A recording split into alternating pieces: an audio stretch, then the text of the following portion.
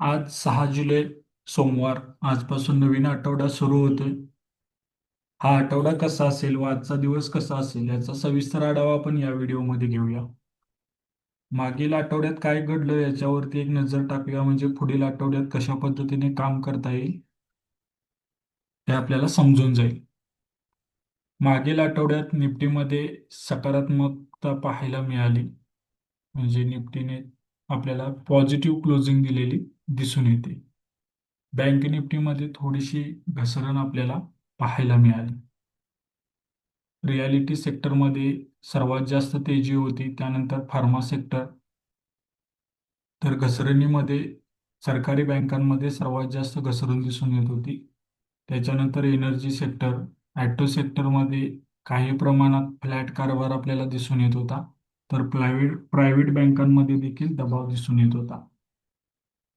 Dollar index मध्ये वाढ पाहायला मिळाली. US बॉन्ड 10 वर्षांची त्याच्यामध्येही तेजी पाहायला मिळाली. क्रूड ऑइलमध्ये मात्र आपल्याला घसरण दिसून आली. आता महत्त्वाचे अपडेट काय राहणार आहे, तर निफ्टी 25,000 कडे जाईल का? निफ्टी 25,000 कडे जाण्यासाठी एकच महत्त्वाची गोष्ट असेल, ते म्हणजे तिमाही रिझल्ट जे जाहीर होणार आहेत या आठवड्यापासून, तेच निफ्टीला 25,000 पर्यंत नेऊ शकतात. ते रिझल्ट चांगले आले तर नक्कीच निफ्टीची वाटचाल आपल्याला 25,000 कडे होताना पाहायला मिळू शकते. सोमवारी म्हणजे आजच अमेरिका सर्व्हिस PMI ची आकडेवारी जाहीर करेल. तसेच भारतामध्ये LIC हाऊसिंग फायनान्स लिमिटेड यांची बोर्ड मीटिंग आज राहणार आहे. मंगळवारी निफ्टीची विकली एक्सपायरी असेल. तसेच आपली नवीन बेसिक पासून ॲडव्हान्स पर्यंत संपूर्ण शेअर मार्केटची ऑनलाईन बॅच सुरू होत आहे. बुधवारी US फेड मार्केट कॉमेंट्री असेल, त्याचा परिणाम आपल्याला मार्केटवरती गुरुवारी होताना पाहायला मिळेल, कारण बुधवारी रात्री 11:30 वाजता भारतीय वेळेनुसार ही बैठक असेल. त्याच्यानंतर गुरुवारी सर्वात महत्त्वाचा दिवस असेल, कारण चीन इन्फ्लेशन डेटा जाहीर करेल. तसेच आपले तिमाही रिझल्ट यायला सुरुवात होतील. पहिला रिझल्ट TCSचा येईल. त्याच दिवशी आनंद राठी GMI बॉरोइंगचा देखील तिमाही रिझल्ट येईल. तसेच याच दिवशी सेन्सेक्सची विकली एक्सपायरी देखील राहणार आहे. त्याच्यानंतर फ्रायडेला भारतातून बँकेचा ग्रोथ रेट, डिपॉझिट ग्रोथ रेटचा डाटा येईल. तसेच याच दिवशी L&T फायनान्सचा तिमाही रिझल्ट देखील जाहीर होईल. या सर्व गोष्टी आणि शनिवारी LTIMचा तिमाही रिझल्ट जाहीर होईल. या सर्व गोष्टींचा परिणाम आपल्याला मार्केटवरती पाहायला मिळेल. एकंदरीत मार्केटचा कल पाहिला तर आपल्याला सकारात्मक दिसून येतो. विदेशी गुंतवणूकदारांची खरेदी सुरू झालेली आहे, किंवा खरेदी कंटिन्यू आहे म्हणायला काही हरकत नाही. बँकिंग सेक्टरसाठी काही महत्त्वाचे चांगले अपडेट आहेत, त्यामुळे बँकिंग सेक्टरमध्ये देखील आपल्याला तेजी पाहायला मिळू शकते. महत्त्वाचा मुद्दा हाच आहे की IT सेक्टरमध्ये जी तेजी आहे ती कंटिन्यू राहते का? आज ग्लोबल मार्केटमधून आपले मार्केट पॉझिटिव्हमध्ये ओपन होण्याचे संकेत मिळत आहेत. शुक्रवारी विदेशी गुंतवणूकदारांनी 2,450 कोटींची खरेदी केली, तर स्वदेशी गुंतवणूकदारांनी 1,250 कोटींची विक्री केलेली आपल्याला दिसून येते. Q1 मध्ये HDFC बँकेने चांगले अपडेट दिलेले आहेत. ICICI बँक असेल, HDFC बँक असेल, कोटक बँक असेल, AU स्मॉल फायनान्स बँक असेल, तर इंडसइंड बँकने निगेटिव्ह अपडेट त्या ठिकाणी दिलेले आहेत. याचा परिणाम आपल्याला बँक निफ्टीवरती नक्कीच पाहायला मिळेल. तिमाही अपडेट हे आलेले आहेत. आज इंडसइंड बँकमध्ये आपल्याला कमकुवतता दिसून येऊ शकते, तर वरील 5 बँकांमध्ये आपल्याला तेजी देखील पाहायला मिळू शकते. त्याच्यानंतर L&T finance, Godrej consumer, Dabur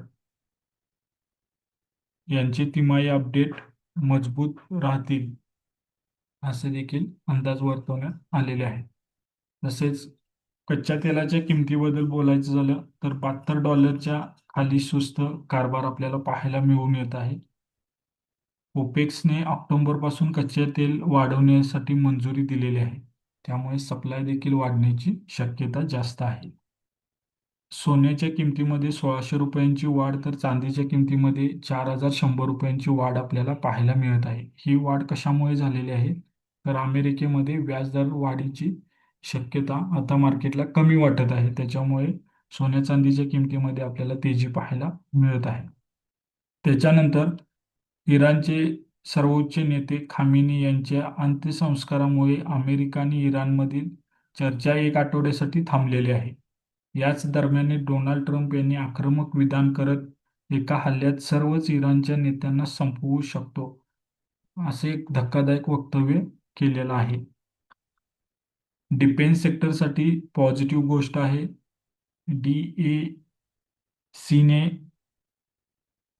52,000 कोटी रुपयांची संरक्षण खरेदीला मंजुरी दिलेली आहे. याचा फायदा साहजिकच HCL, BDL, BEL यांना होणार आहे आणि आज आपल्याला याच्यात पॉझिटिव्ह मुवमेंट पाहायला मिळू शकते असा बिझनेस ऑफ शेअर मार्केटचा अंदाज आहे.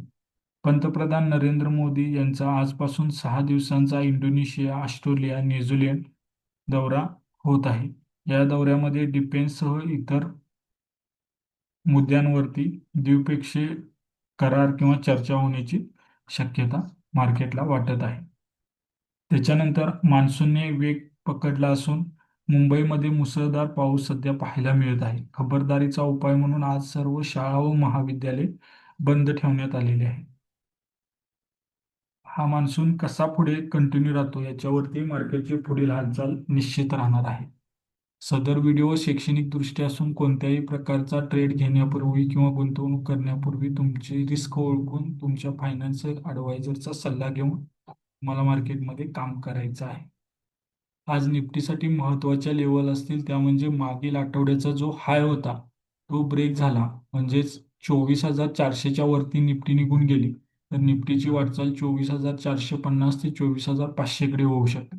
500ची देखील लेवल ब्रेक झाली आणि काही काळ निफ्टी त्याच्यावरती थांबली तर साहजिकच 24,600 कडे वाटचाल होऊ शकते. तर खालील बाजूस फ्रायडेचा जो लो होता म्हणजे 24,250च्या खाली जर निफ्टी गेली तर निफ्टीची वाटचाल आपल्याला 24,200 कडे होताना दिसून येईल. ती देखील लेवल ब्रेक झाली तर 2,400 ते 24,000 या पुढील महत्त्वाचे सपोर्ट म्हणून काम करतील. बँक निफ्टीसाठी मजबूत असे आकडेवारी आल्यामुळे आज शानदार तेजी आपल्याला पाहायला मिळू शकते. मागील आठवड्यात निफ्टीला वाढण्यापासून बँक निफ्टी रोखत होती. आज आपल्याला बँक निफ्टीमध्ये पण तेजी पाहायला मिळेल आणि बँक निफ्टी निफ्टीलाही वरती घेऊन जाऊ शकते असा बिझनेस ऑफ शेअर मार्केटचा एकंदरीत अंदाज आहे. बँक निफ्टीने 58,700 ही लेवल ब्रेक केली तर आज आपल्याला बँक निफ्टी 59,200 कडे जाताना पाहायला मिळू शकते.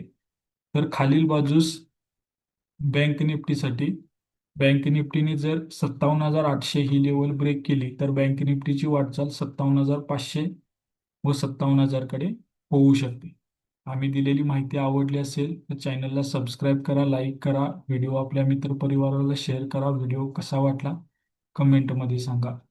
नवीन अपडेटसाठी लवकरच भेटू. धन्यवाद.